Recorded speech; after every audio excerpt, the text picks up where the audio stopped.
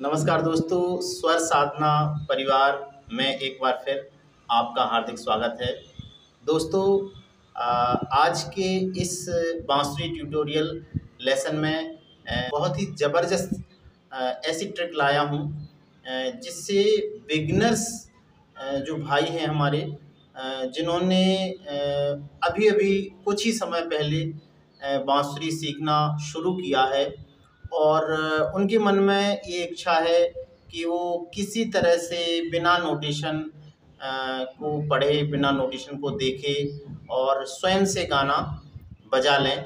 इसके लिए मैं एक बहुत ही कारगर ट्रिक लाया हूँ जिससे कि वो बड़ी ही आसानी के साथ आराम से बिना नोटेशन देखे केवल स्वरों को महसूस करते हुए, जिस तरह से मैं पिछले कई वीडियोज़ में बता रहा हूँ कि आपको स्वरों को महसूस करना है कि गाना ऊपर जा रहा है या नीचे जा रहा है। अगर इस तरह की आप प्रैक्टिस करते हैं तो आप इस ट्रिक का यूज़ करके आप आसानी से कोई भी गाना बजा सकते हैं। तो दोस्तों, देर ना करते हुए और लेसन को शुरू करते हैं। इससे पहले एक आप लोगों से निवेदन है, जो भाई मेरे चैनल पर नए हैं वो चैनल को सब्सक्राइब कर लें और बेल आइकन को भी प्रेस कर लें, और वीडियो अगर आपको अच्छा लगे तो लाइक ज़रूर करें और कमेंट्स में अपनी प्रतिक्रिया, अपने विचार ज़रूर दें। दोस्तों, बढ़ते हैं वीडियो में आगे की ओर और देखते हैं आखिर कोई भी फिल्मी गाना हो या कोई भजन हो या कोई भी गज़ल हो, उसे हम किस तरह से बांसुरी पर बजाने की कोशिश करते हैं। उसको स्टेप बाय स्टेप उसे सरल से और किस तरह से वो बांसुरी में अच्छी तरह से बज सके।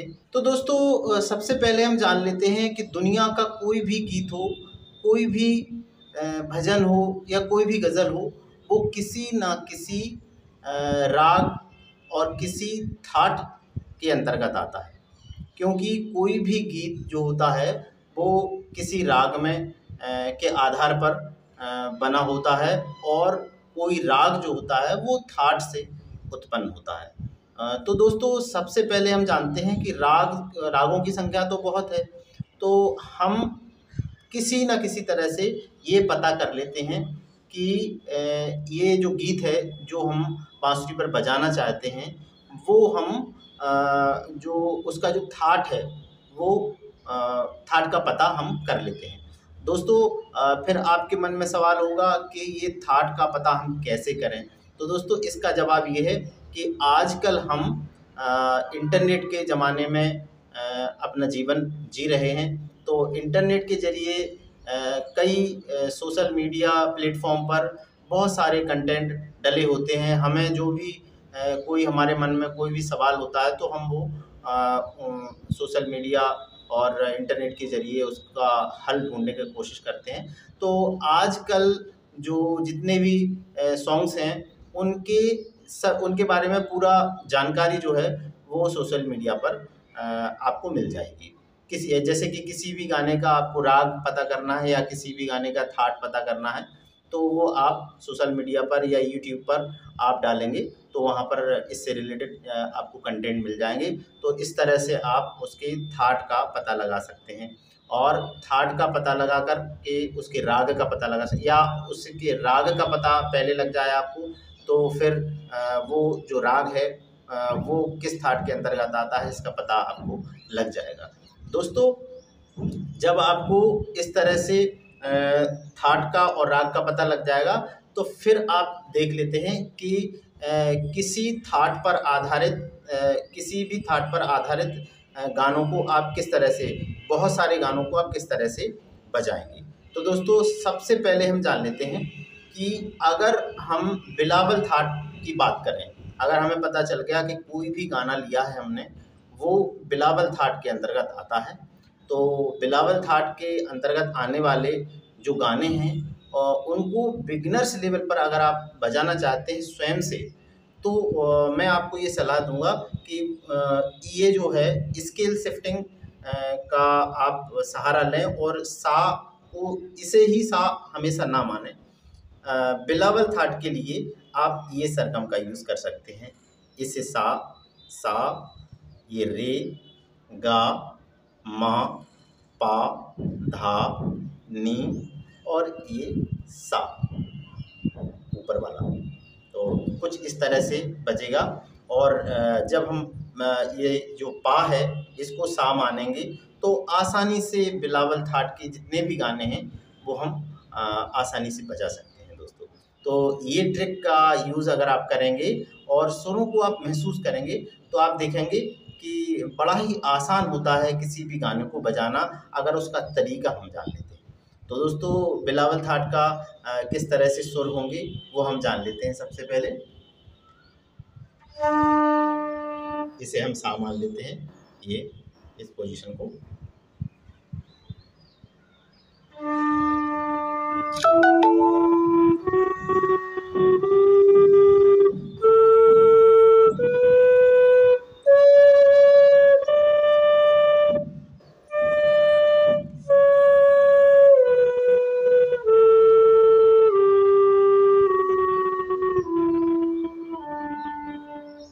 तो इस तरह से एक एक गाने को लेते हैं हम, एक गीत है, बड़ा ही प्यारा गीत है।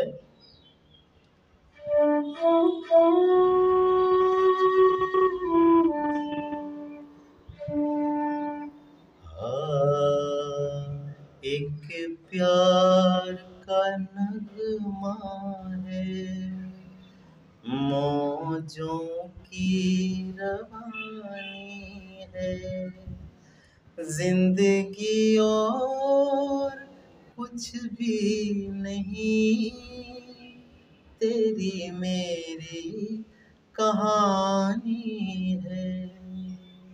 तो इस गाने को हम गा करके अपनी आवाज़ को बांसुरी में मिलाएंगे और जिस तरह से हम अपने गले से कोई चीज़ गाते हैं उसे हम बांसुरी में बजाने की कोशिश करेंगे और बांसुरी में जो बज रहा है उसे हम गले में उतारने की कोशिश करेंगे।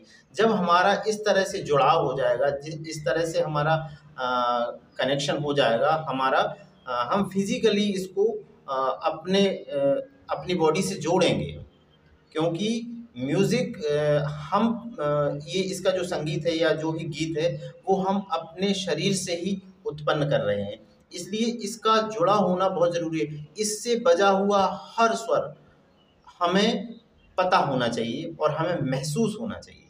देखिए इस तरह से एक प्यार,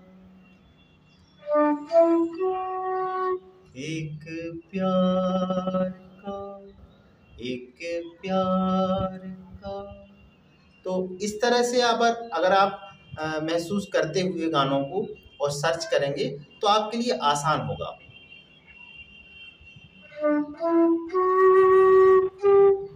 एक प्यार का नगमा है।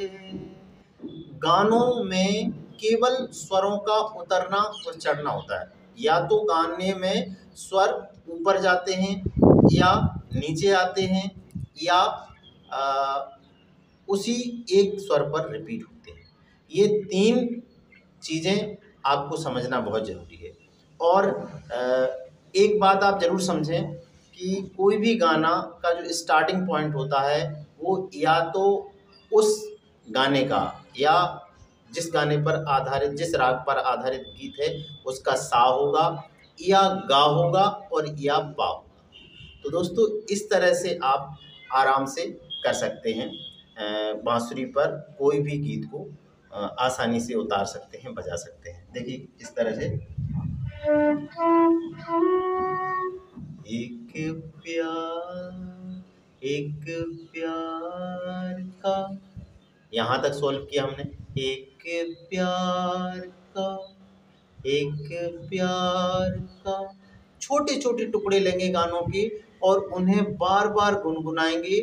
सबसे पहले बांसुरी की आवाज में अपनी आवाज मिलाएंगे, बांसुरी के सा में अपना सा मिलाएंगे। उसके बाद स्टार्ट करेंगे, बांसुरी ऊपर जाएगी, उसे उसी तरह से दोहराएंगे। उसके बाद हम देखेंगे कि गाना जैसा गाना है क्या वैसी बांसुरी बज रही है। एक प्यार,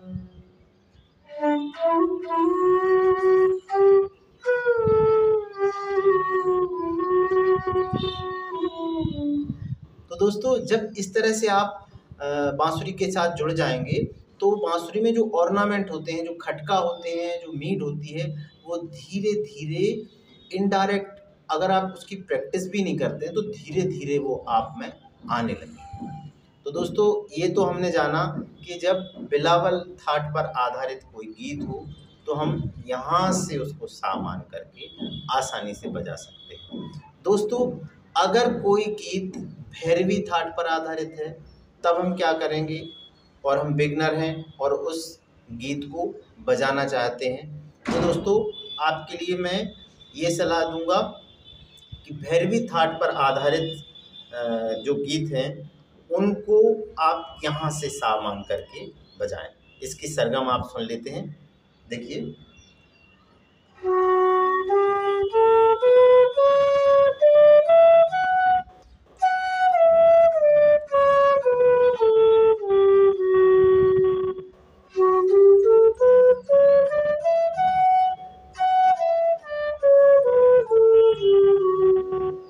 इस तरह से ये जो है वो ऑटोमेटिक बिना किसी नोट्स को हाफ किए हुए इसमें कोमल स्वर भी बच जाएंगे आपको।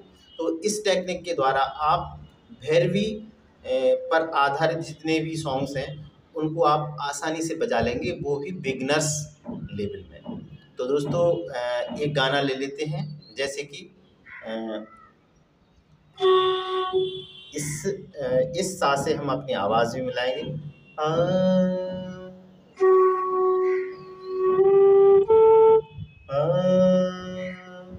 भैरवी पर आधारित एक गीत मुझे याद आता है। आज फिर तुम पे प्यार आया है।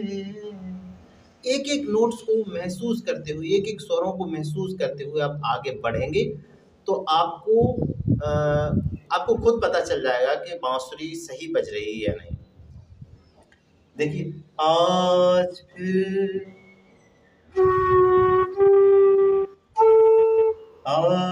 फिर तुम, कुछ नहीं करना है, इसमें स्वर आगे जा रहे हैं।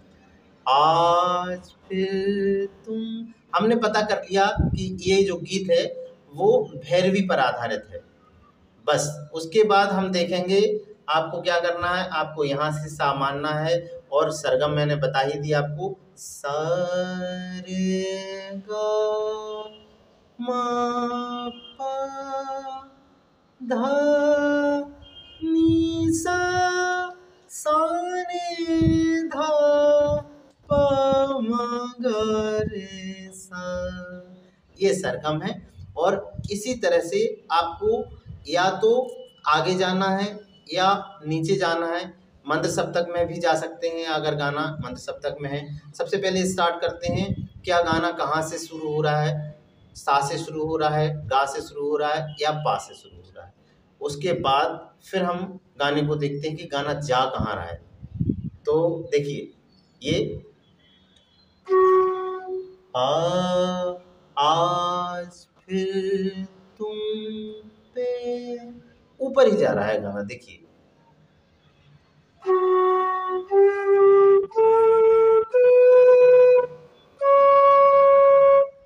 सारे गा मा,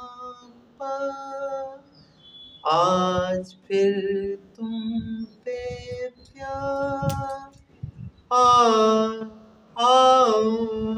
आया है।